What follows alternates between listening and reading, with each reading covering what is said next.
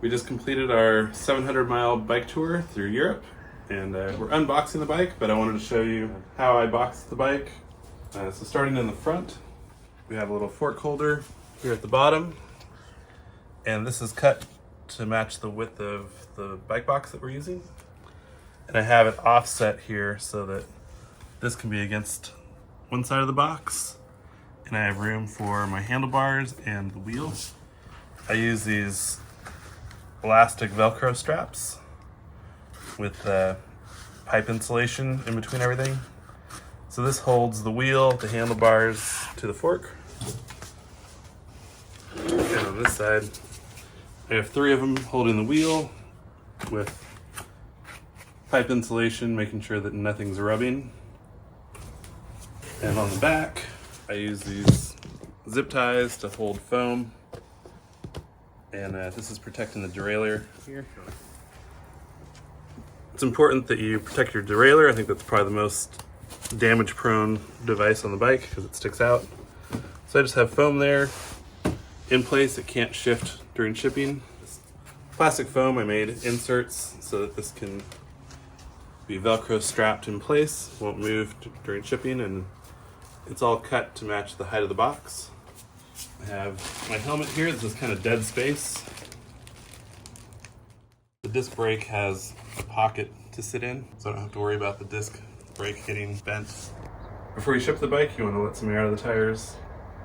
So when the plane's in the air, there's a little bit of a vacuum, and that'll potentially overinflate your tires. And if you have hydraulic brakes, you need to put a shim in your brake caliper. That's what this little orange guy is in there.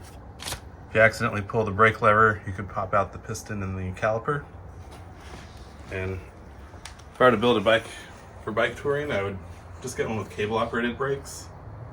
It's so nice to be able to just quickly undo the cable and store the handlebars instead of having permanently attached lines. With all the packing material zip tied to the bike, everything just lifts up as one unit. And it's much easier than trying to attach the material when it's inside the box. So I can just lift this up.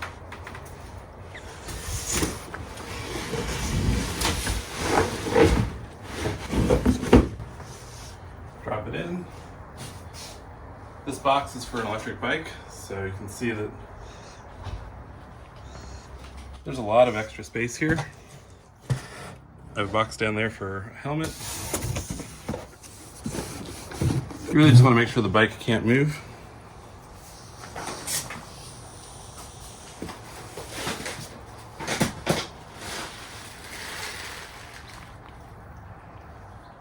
So you can see the bike is packed all the way to the top of the box. So if the box gets flipped over or on its end, the bike isn't going to move. You're going to wrap your seat with some packing tape or packing material. I can just stab the seat through the foam and it'll stay in place. This is our tent and sleeping bag. We'll throw those guys in. And I have a box that has our aero bars, pedals, and a pedal wrench. Somehow the pedals always seem to get really stuck on there, and for leaving the bike at a hotel anyway, this wrench will just stay with the boxes. And just all your miscellaneous parts.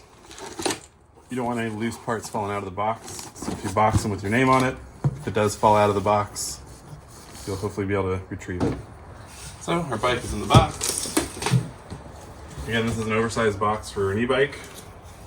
More space the better, I think. And we just made sure to reinforce all the handles.